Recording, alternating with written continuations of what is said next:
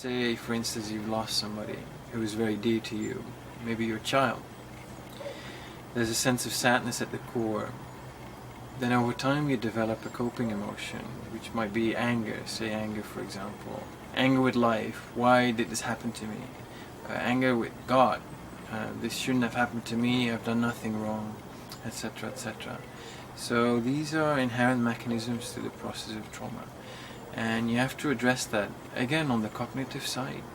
You have to explain the mechanism to people, why they do what they do, and also to help them to start to own that, the whole process, to own their guilt, blame or self-reproach to start with, and then slowly bring them from the outside more towards the inside, working with their coping emotion to get a sense of boundaries around that, be able to feel that in the body so they possess it, they can start processing it.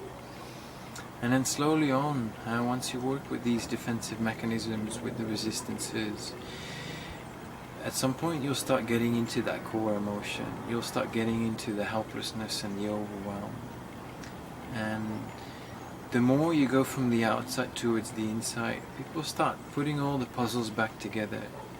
They'll start seeing the red line, the patterns in their lives, how they've repeated patterns, and how these emotions are working for them. You might have several experiences. You might have lost somebody when you're 10 years old. Then you've also been, there's a sense of misattunement from your parents, or you've been neglected. So you might have this model overlapping in different phases of your life. So you might have developmental issues where you're suffering from neglect. There's anger at the core, and there's anxiety as a coping emotion. But then when you lose somebody later in life, say your grandfather, you might have as a core emotion sadness, and as a coping emotion also anger.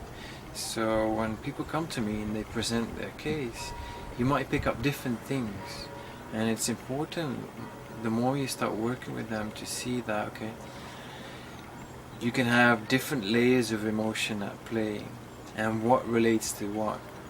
And also for the therapist, for me it's very important to see what belongs to what hangs together with what. Because patients will go from one thing to the other, and you have to stop them sometimes to give them boundaries and say, okay, hold on, we're working with this team, let's go into that first. Let's describe the core emotion, or let's get clear about your core emotion related to what we're working on, and what's your coping emotion related to that, and to finish that, and then see, okay, let's look at some developmental issues now and see what kind of emotions are at play there. What is your coping emotion, what's your core emotion, and maybe also see where they're overlapping each other.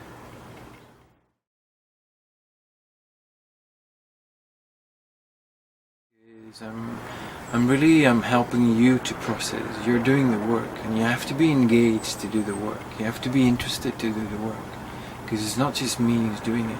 It's our connection that we have.